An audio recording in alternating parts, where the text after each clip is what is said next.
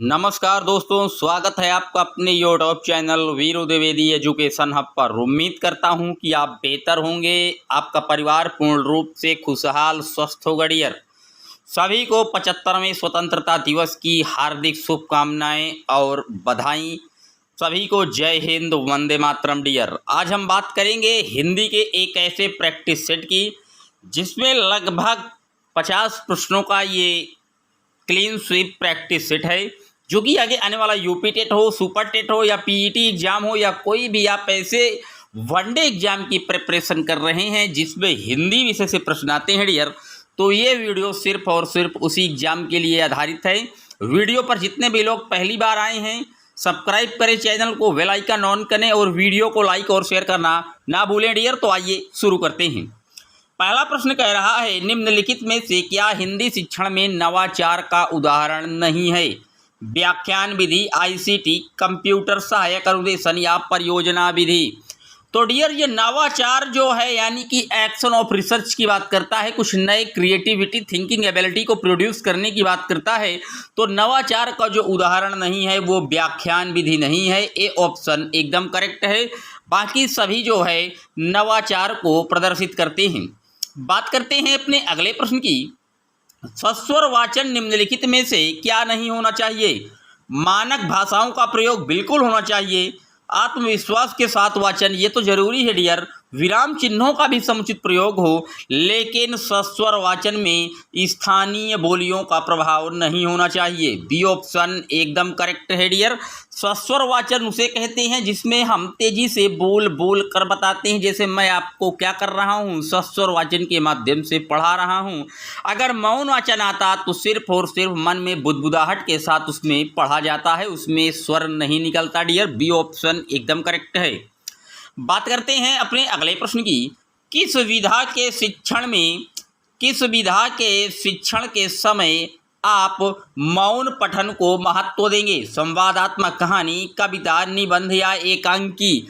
तो मौन पठन आप किसमें करेंगे? जब आप निबंध को पढ़ेंगे डियर तभी आप मौन करेंगे। कविता बोलकर होती है, कहानी भी सुनाई जाती है, एकांकी भी। जब आप नाटक करेंगे तो एकांकी होती है, उसमें भी बोला जाता है। डी ऑप्शन एकदम करेक्ट है डियर। बात करते हैं अपने अगले प्रश्न की। एकांकी पाठों का सर्वप्रमुख उद्देश्य है एकांकी की समीक्षा करना सिखाना, एकांकी विधा से परिचय कराना या विभिन्न संदर्भों में संवाद बोलने की क्षमता का विकास करना या एकांकी लिखना सिखाना। तो एकांकी पाठों का जो सर्वप्रमुख उद्देश्य है डियर वो है विभिन्न संदर्भों में संवाद या बोलने की क्षमता का क्या विकास करना है डियर। सी ऑप्शन एकदम करेक्ट है। चलते हैं अपने अगले प्रश्न की ओर। भाषा शिक्षक का दायित्व है कि वह क्या करे? सभी बच्चों में भाषा प्रयोग की एक समान कुशलता विकसित करे। गलत है डियर, एक समान कुशलता आप विकसित नहीं कर पाएंगे। सभी बच्चों से समान रूप से प्रश्न पूछें, ये भी गलत है डियर। सभी बच्चों को समान रूप से गृहकार दें, ये भी गलत है, क्योंकि गृहकार हमें बच्चे की क्षमता के अनुसार देना है। सी ऑप्शन कह रहा है सभी बच्चों की सहज भाषाई क्षमता को पहचाने, यही एकदम करेक्ट उत्तर है इसका, इस प्रश्न का। सी ऑप्शन एकदम करेक्ट है कि जो भाषा का टीचर है उसका मेन दायित्व, मेन पर्पज जिस पर फोकस करना चाहिए कि सभी बच्चों की जो सहज भाषाई क्षमता है उसको वो पहचाने और उसको जो है प्रोड्यूस करे, उसको जो है इन्वॉल्व होकर उस चीज़ों में उसको विकसित करे डियर। तो सी ऑप्शन एकदम करेक्ट है। बात करते हैं अपने अगले प्रश्न की। बहुभाषिकता क्या है? भाषा नीति बनाने में बहुत बड़ी बाधा है डियर। बहुभाषिकता तो एक संसाधन है, बाधा कहाँ से हो गई? बच्चे की अस्मिता का निर्माण करती है। भाषा की कक्षा में अनेक प्रकार की समस्याएं उत्पन्न करती हैं। समस्या कभी नहीं उत्पन्न करती बहुभाषिकता, आपको पता है। एक अत्यंत जटिल चुनौती है जिसका समाधान ही संभव नहीं है। गलत है डियर, समाधान तो हर चीज़ का है दुनिया में। तो इसका जो सही ऑप्शन है बहुभाषिकता, ये बच्चे की अस्मिता का निर्माण करता है। बी ऑप्शन एकदम करेक्ट है, क्योंकि आपकी क्लास में मान लीजिए 50 बालक हैं, 50 बालक अपने अलग अलग फैमिली से बिलोंग करके आते हैं, तो वो जो अपने परिवार में जो बोली सीखे हैं वही तो वो बोलेंगे। मातृभाषा का तो असर होगा ना डियर। तो हमें जो है उनकी भाषा को समझना चाहिए, उनकी अस्मिता का निर्माण करते हैं हम। बहुभाषिकता को हमें एक संसाधन के रूप में लेना है, इसीलिए बी ऑप्शन एकदम करेक्ट है। चलते हैं अब अपने अगले प्रश्न की ओर। भाषा नीति बनाने में बहुत बड़ी बाधा है डियर। भाषा की कक्षा में अनेक प्रकार की समस्याएं उत्पन्न करती हैं। समस्या कभी नहीं उत्पन्न करती बहुभाषिकता, आपको पता है। एक अत्यंत जटिल चुनौती है जिसका समाधान ही संभव नहीं है। पढ़ना कौशल में सर्वाधिक महत्वपूर्ण है। उच्चारण की शुद्धता, अर्थ ग्रहण करना, द्रुत गति से पढ़ना या लिपि चिन्हों की जानकारी। तो कोई चीज़ मान लीजिए आप पढ़ रहे हैं तो सबसे जो जरूरी है डियर उसका आप अर्थ ग्रहण करें। बिना अर्थ के आप क्या पढ़ रहे हैं? अगर अर्थहीन है तो आप कुछ पढ़ ही नहीं रहे डियर। बी ऑप्शन एकदम करेक्ट है। चलते हैं अपने अगले प्रश्न की ओर। बहुभाषिक कक्षा के संदर्भ में आप इनमें से किस गतिविधि को सर्वाधिक उचित समझते हैं? स्वतंत्र शब्द को 10 बार लिखिए। सूर्य अस्त हो गया 10 बार लिखिए। हिंदी पाठों में आए चिड़िया पुस्तक कुआं को आपकी भाषा में क्या कहते हैं बताइए, या लठ खत शब्दों के हिंदी रूप कंठस्थ कर लीजिए। तो रटने की बात तो करता नहीं। स्वतंत्र शब्द को 10 बार बोल के आप क्या फायदा पाएंगे डियर? बहुभाषिकता कैसे जान पाएंगे? सूर्य अस्त हो गया 10 बार नहीं 1000 बार बुलवा लीजिए, कोई फर्क नहीं पड़ता डियर। लेकिन जो सी ऑप्शन में लिखा है हिंदी पाठों में आए चिड़िया पुस्तक कुआं को आपकी भाषा में क्या कहते हैं, तो आप जब प्रतिबालक से पूछेंगे तो बहुभाषिकता आएगी। कोई जो है पुस्तक को किताब भी कहेगा, कोई पुस्तक को पाठ्यचर्या की सहगामी क्रियाएं बताएगा, कोई सहायक सामग्री कहेगा। तो ये क्या होगी डियर? ये बहुभाषिकता आएगी इसमें। तो सी ऑप्शन एकदम करेक्ट है। अब चलते हैं अपने अगले प्रश्न की ओर। अगला प्रश्न कह रहा है हिंदी भाषा के सतत और व्यापक मूल्यांकन के संदर्भ में कौन सा कथन उचित नहीं है? निगेटिव पूछ रहा है। यह बच्चे के संदर्भ में मूल्यांकन करता है, यह बच्चे को उचित उत्तीर्ण अनुत्तीर्ण श्रेणियों में विभाजित करने में विश्वास रखता है, सतत और व्यापक मूल्यांकन की सीखने की क्षमता और तरीके के बारे में जानकारी देता है, यह बताता है कि बच्चों को किस तरह की मदद की जरूरत है। तो मूल्यांकन के संदर्भ में कौन सा कथन उचित नहीं है? सतत और व्यापक मूल्यांकन मैं आपको बता दूं कंप्रहेंशन, ये सीसीई है, कंटिन्यूअस कंप्रहेंशन इवैल्यूएशन, यानी कि जब कोई चीज़ आप पढ़ाते हैं बालक को तो उसी के संदर्भ में उस पाठ को खत्म करने के बाद तुरंत जो है आप पाठ के साथ ही साथ आप कुछ चीज़ें पूछते रहते हैं। तो ये क्या है? ये सतत मूल्यांकन है। अगर पूछ ले व्यापक मूल्यांकन तो जब बालक के विभिन्न पक्षों का मूल्यांकन किया जाता है, चाहे संज्ञानात्मक हो, क्रियात्मक हो, भावात्मक हो, सारे पक्षों को जब मूल्यांकन करते हैं डियर तो वो व्यापक मूल्यांकन आता है। यहाँ पूछ रहा है उचित नहीं। तो आप व्यापक मूल्यांकन में जो उचित नहीं है वो है सतत और व्यापक मूल्यांकन में बच्चों की सीखने की क्षमता और तरीकों के बारे में जानकारी देता है। बिल्कुल सही है, जानकारी तो देता है। यह बताता है कि बच्चों को किस तरह की मदद की ज़रूरत है, बिल्कुल हमें पता होगा जब हम मूल्यांकन करेंगे। यह बच्चे के संदर्भ में ही मूल्यांकन करता है, बिल्कुल सही है। तो जो बी ऑप्शन है उत्तीर्ण और अनुत्तीर्ण में हमें विश्वास नहीं करना, हमें बालक को फेल और पास पर टिप्पणी नहीं करना है। बी ऑप्शन एकदम करेक्ट है। बात करते हैं अब अपने अगले प्रश्न की।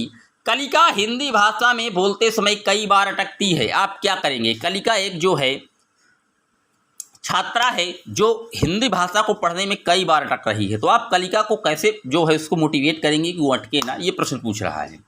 उसे प्रवाहपूर्ण अभिव्यक्ति के नमूने सुनाएंगे और कहेंगे कि उसे भी हूबहू ऐसे ही बोलना है। कक्षा के बाकी बच्चों से कहेंगे कि कलिका के समक्ष प्रवाहपूर्ण अभिव्यक्ति के नमूने प्रस्तुत करें। कक्षा में केवल कलिका को ही बार बार बोलने के लिए कहेंगे या धैर्य रखते हुए उसे सहज अभिव्यक्ति के लिए प्रोत्साहित करेंगे। तो डियर कलिका हो सकता है कि विद्यालय में भीड़ आदि को देखकर क्या घबराहट महसूस करती हो डियर, इसलिए वो अटक रही है।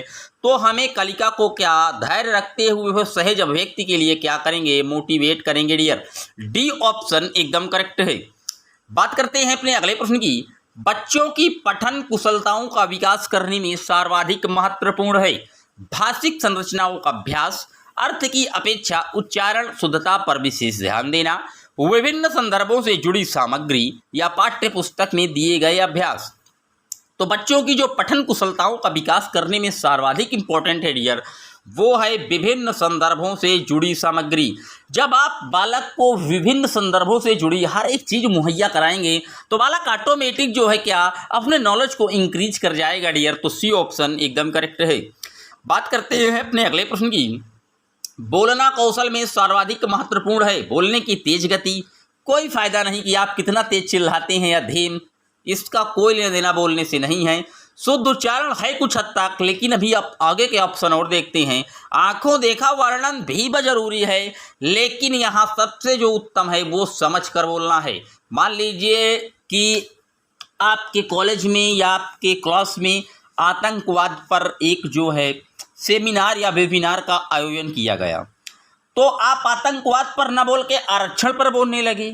तो बोल तो आप ऐसे भी रहे हैं ना, लेकिन आप क्या कर रहे हैं, आप लाइन से हट रहे हैं, यानी कि आप समझ कर नहीं बोल रहे हैं, आप कॉन्सेप्ट को दूसरी ओर खींच ले जा रहे हैं। तो ये गलत है डियर, हमें समझ कर बोलना है। सी ऑप्शन एकदम बेटर है। बात करते हैं अपने अगले प्रश्न की।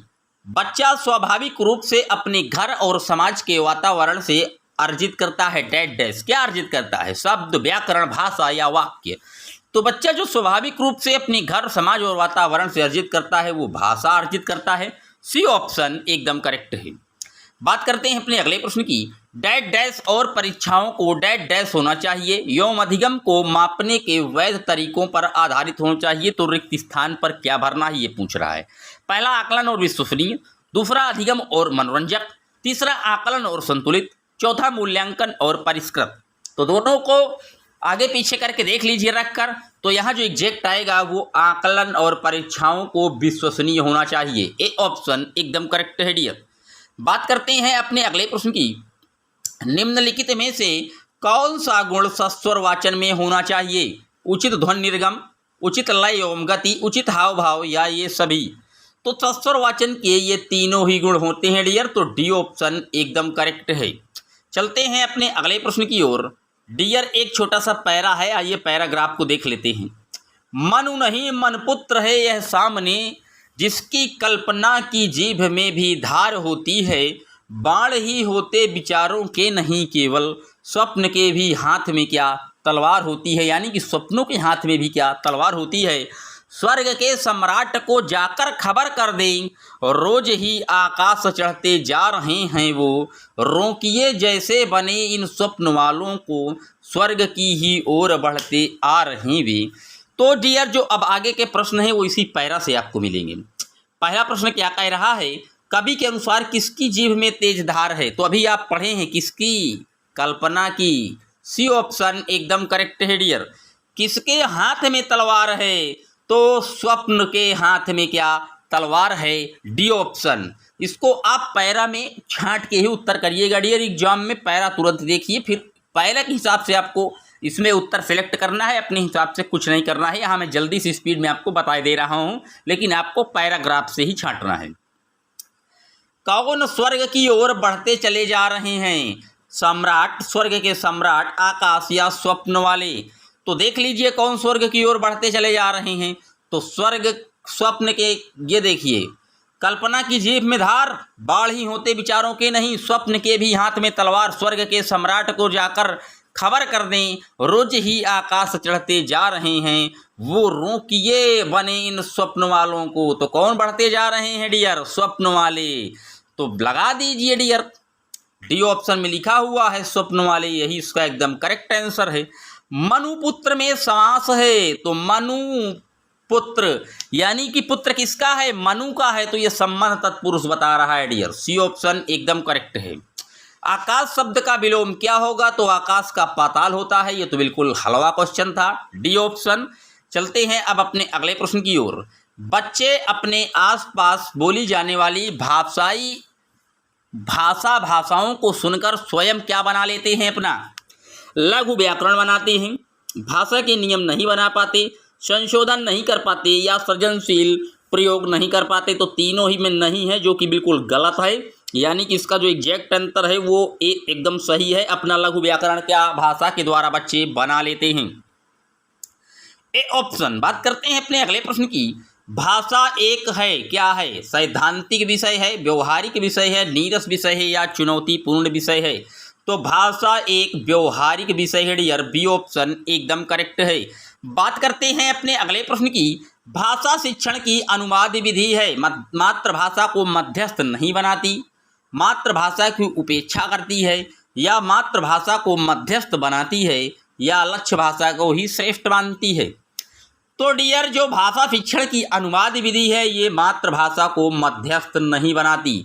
ए ऑप्शन एकदम करेक्ट है। बात करते हैं अपने अगले प्रश्न की। भाषा शिक्षण की विधियां मुख्यतः डैश डैश पर निर्भर करती हैं। परीक्षा पद्धति, बच्चों का स्तर, आयु और प्रकरण, समय अवधि या लक्ष्य भाषा। तो जो भाषा शिक्षण की विधियां हैं डियर ये बच्चों का स्तर, आयु और प्रकरण पर निर्भर करती हैं। बी ऑप्शन एकदम करेक्ट है। बात करते हैं अपने अगले प्रश्न की।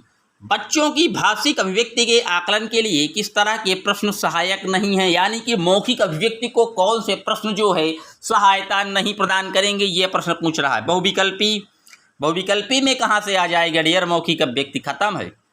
लघुत्तरात्मक बिल्कुल गलत, निबंधात्मक ये भी नहीं। अभी यह प्रश्न पूछ रहा है अभिव्यक्ति नहीं होगी तो बहुविकल्पी में नहीं होगी। बहुविकल्पी में कहाँ आप बोल पाएंगे, अपनी अभिव्यक्ति को कोई आप जो है प्रस्तुति नहीं कर पाएंगे, सिर्फ टिक लगाना है, एक ही उत्तर को सेलेक्ट मार देना है। ए ऑप्शन एकदम करेक्ट है। प्रश्नों को समझ लीजिए, भाषिक अभिव्यक्ति सिर्फ बहुविकल्पी प्रश्नों में नहीं हो पाएगी। A option. बात करते हैं अपने अगले प्रश्न की। विभिन्न कार्य क्षेत्रों से जुड़ी प्रवृत्तियों से परिचय कराने के अवसर जुटाने चाहिए क्योंकि इससे अधिक अंक मिलते हैं, या सामाजिक परिस्थितियों को साधने में मदद करता है, ऐसा पाठ्यचर्या में लिखा है, या ऐसा भाषाविद कहते हैं। तो विभिन्न कार्य क्षेत्रों से जुड़ी प्रवृत्तियों से परिचित कराने का जो अवसर जुटाना चाहिए क्योंकि यह सामाजिक परिस्थितियों को साधने में मदद करता है। बी ऑप्शन एकदम करेक्ट है डियर। बात करते हैं अपने अगले प्रश्न की। भाषा अर्जन के संबंध में कौन सा कथन उचित नहीं है? भाषा के नियम सीखे जाते हैं, परिवेश से प्राप्त भाषिक आंकड़ों के आधार पर सहज रूप से भाषिक नियम बनाए जाते हैं, भाषा अर्जन में भाषिक परिवेश महत्वपूर्ण होता है, या इसमें सामाजिक सांस्कृतिक विशेषताओं को सहज रूप से आत्मसात किया जाता है। तो इसके जो 4, 3, 2 तीनों ही ऑप्शन सही हैं, लेकिन ये पहला ऑप्शन भाषा के नियम सीखे जाते हैं, जबकि भाषा के नियम सीखे नहीं जाते डियर, बल्कि क्या किए जाते हैं, वो भाषा का जो नियम है वो बच्चे को जब सहज अभिव्यक्ति देंगे तो वो ऑटोमेटिक उनको बना लेता है। ए ऑप्शन एकदम करेक्ट है। बात करते हैं अपने अगले प्रश्न की। निम्नलिखित में से कौन सी पाठन या वाचन संबंधी त्रुटि नहीं है? अशुद्ध उच्चारण, वाचन में सम्यक गति, अटक अटक कर पढ़ना, या भावानुकूल आरोह अवरोह का अभाव। तो जो वाचन संबंधी त्रुटि नहीं है वो है वाचन में सम्यक गति नहीं है। बी ऑप्शन, क्योंकि वाचन में सम्यक गति यानी कि वो बिल्कुल फिट अप टू डेट है डियर, उसको पता है कहाँ उतार करना है, कहाँ चढ़ाव, कहाँ आरोह, कहाँ प्रवाह, कहाँ स्वर आगम, कहाँ स्वर भक्ति, उसे सब पता है। इसलिए जो इसका करेक्ट ऑप्शन है बी एकदम करेक्ट है डियर। ये थे टॉप 35 महत्वपूर्ण हिंदी के प्रश्न। आपको कैसे लगे एक बार कमेंट में लिखिएगा। उम्मीद करता हूं कि आपको प्रश्न एक शिद्दत से समझ में आए होंगे। अगर मेरे प्रश्नों का समझाने का तरीका आपको पसंद आया है तो चैनल को सब्सक्राइब करें, वीडियो को लाइक और शेयर करना ना भूलें। मिलेंगे जल्द ही आपसे एक और वीडियो में, तब तक के लिए जय हिंद, जय Bharat. Thanks for watching my video.